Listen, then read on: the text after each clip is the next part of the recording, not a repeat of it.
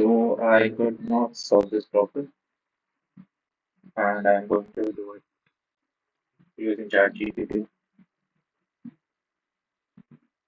Taken that the real trick is jumps through secretly create a very powerful structure. Problem restate. You can jump right only to a smaller value. Okay, right only to a smaller value. You can jump left only to greater values. For every I need the maximum value that is reachable. Sure. What is the maximum value at each I that I can reach?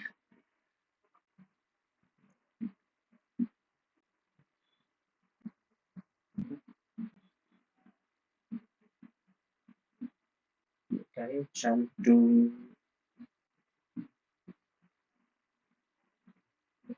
231 from 0 with index and setting that is the value? Can I jump right to 3 is bigger? Can right can jump right to 2? Yes, 1 is smaller. Wait, what?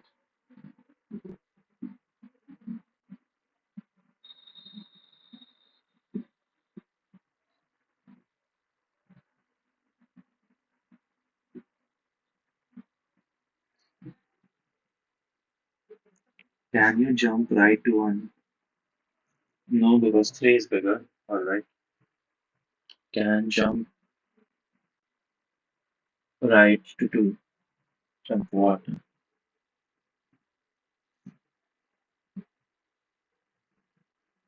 Eventually reach 3.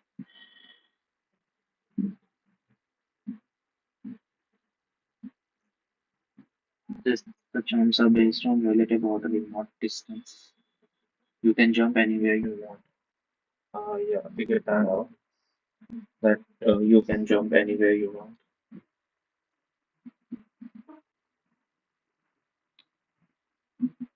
You can make a graph out of it.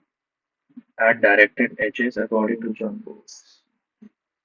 Then the question becomes, but what is the maximum node value reachable from each node? Also now the value becomes a thing.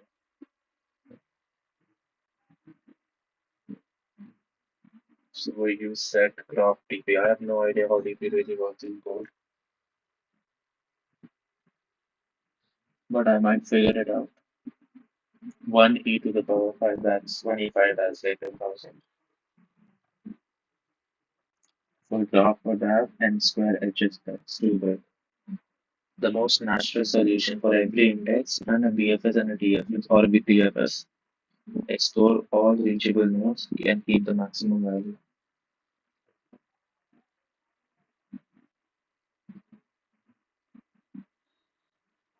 This sounds alright. What's the pattern? Suppose A is less than B. If you're at a smaller value, you can jump left to bigger values. If you're at a bigger value, you can jump right to the smaller values.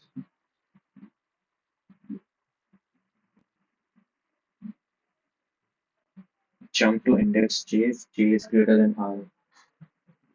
It's only allowed if nums of I is bigger than nums of J.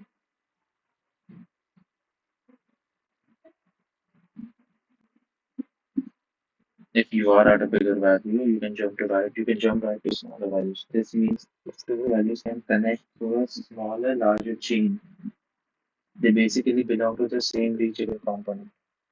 If two values, okay, two indices, they can connect through a smaller, larger chain. Through a smaller, larger chain. Okay, so small and large number chain I am assuming. They basically belong to the same reachable component.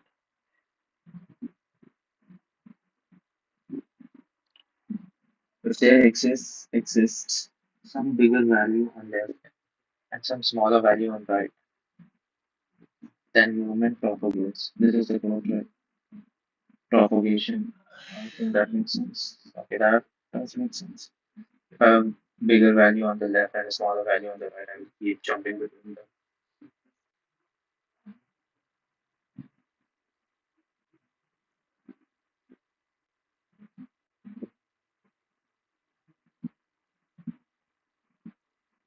define as 0 to I. Example,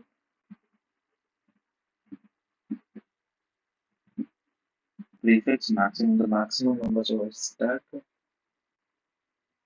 or not just the bigger number that is a single traversal, and then same for the suffix as well.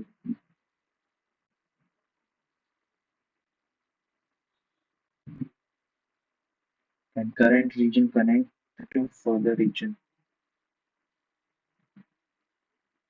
I had a feeling I could use a stack of some sort, like the next greater smaller element for each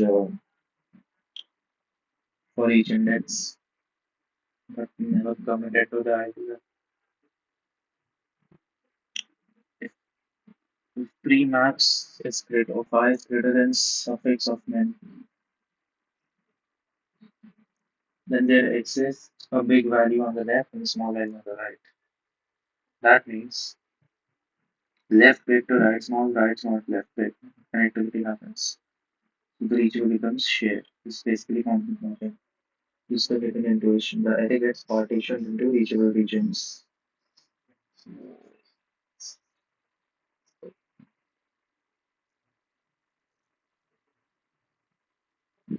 What is the code? Okay, let me just copy this down. So you have an int n equals and then is also nums dot length. We create an three maps equal to n dot size n. And then create another array, which is the answer array. That's and then three maps of zero is equal to nums of zero.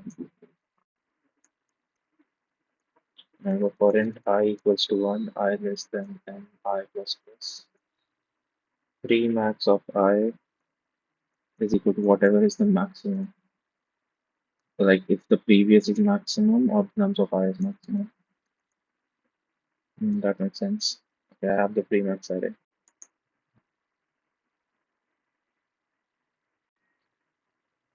And it's in sub minimum from the right. For int I equal to n minus 1 and greater than equal to 0, I minus minus. Hmm, hmm, hmm. If, okay, now see, start from the right. The pre-max of the current index is greater than the sub minimum, the minimum from the right, the suffix minimum from the right. If the current pre-max, so for this particular index I, if there is a number on the left that is greater than the current minimum, I set my answer to whatever is minimum between I plus 1 and n minus 1. The answer of, okay, answer of I would be equal to whatever is answer of math of minimum of I plus 1 and n minus 1. So the last index and whatever is the current plus 1.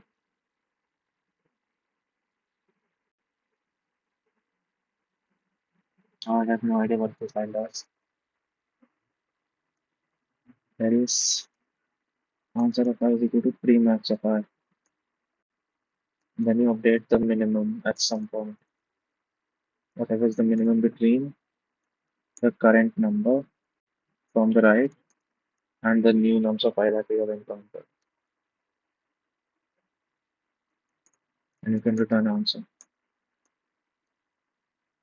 Will this work? Runtime error. As expected. Something had to go wrong. Minus 1 is out of box.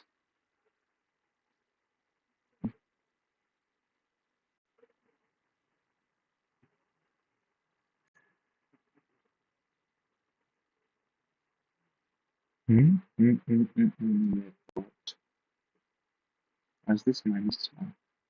And why is minus 1 an issue?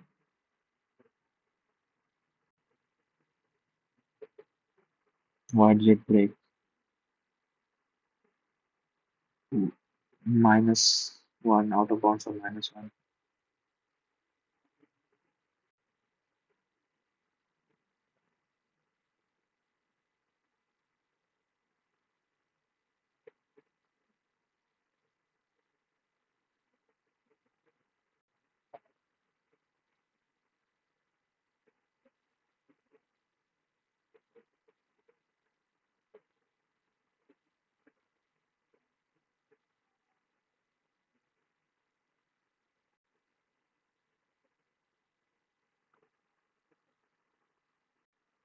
Hmm.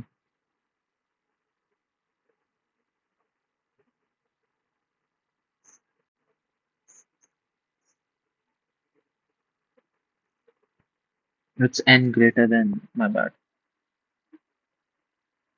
This should have been this works.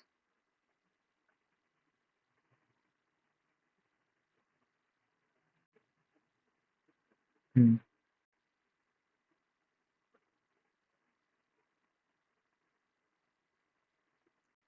What is this stone and why is it important?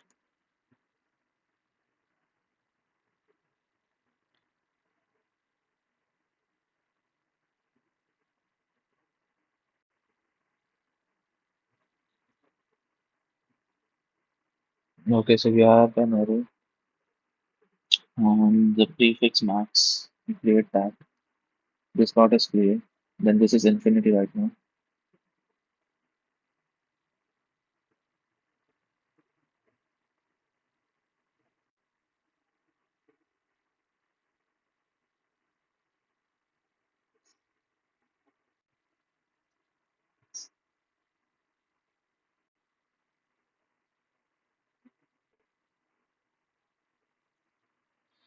So this means there exists some value on the left side and some value on the smaller right, some value smaller on the right side. So for this particular index I, there is a value on the left that is greater than the current, some bigger value on the left side. Bigger than what? Up until that index. So there's some bigger value on the left up until that index, and there's some smaller value on the right up until that index, like from that index. I plus 1 to n minus 1. That makes sense. So like the index that is right after the current index I. That makes sense. And then the last index. So if there's an array of length 5, for example, the left side will be 0 to 4. If I'm standing at index 5 and the length of the array is 10, if I'm standing at 5, the left side of the array is going to be 0 to 4. And then the right side is going to be I plus 1 to n minus 1. So yes, that makes sense. Whatever is the minimum, but what is the minimum? How do I know that?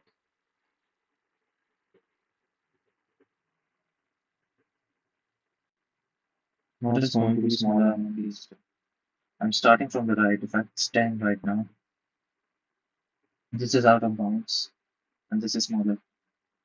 This is always going to be constant.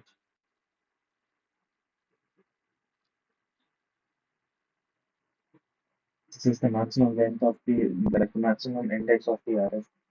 This is going to be constant. This will keep changing.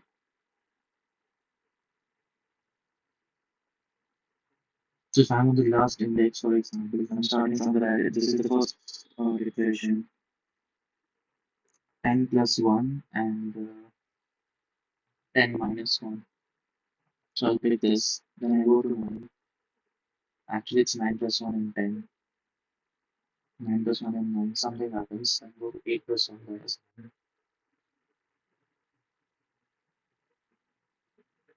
Actually, 9 plus 1 would be 10. N minus 1 would be 9. So I will take the smaller value, which is inside the bounds. Then I'm starting at 7, for example. So most of the time I'm going to pick this. It basically every single time besides the first iteration from the right.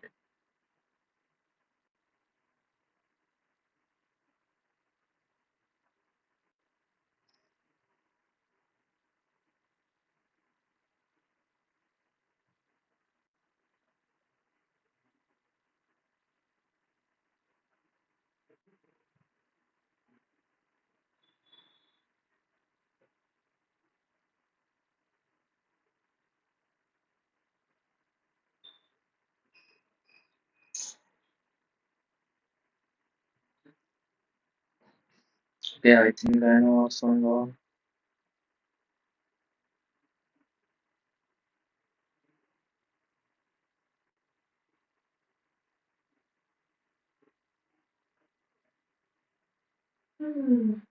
This is the portion I want to say. So when we are at index I, person already represents a maximum reachable value for the entire future connected region.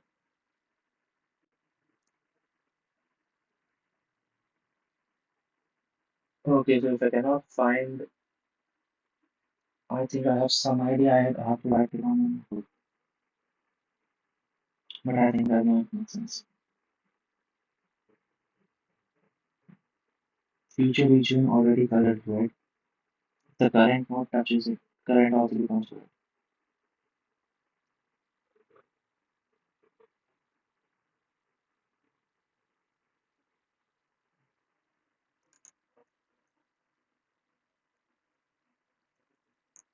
Find a smaller or larger element.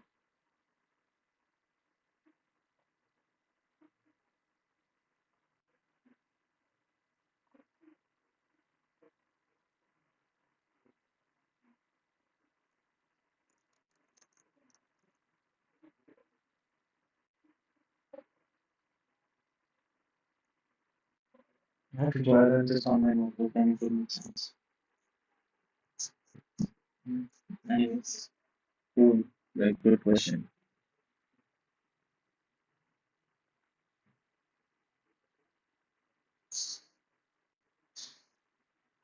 Okay,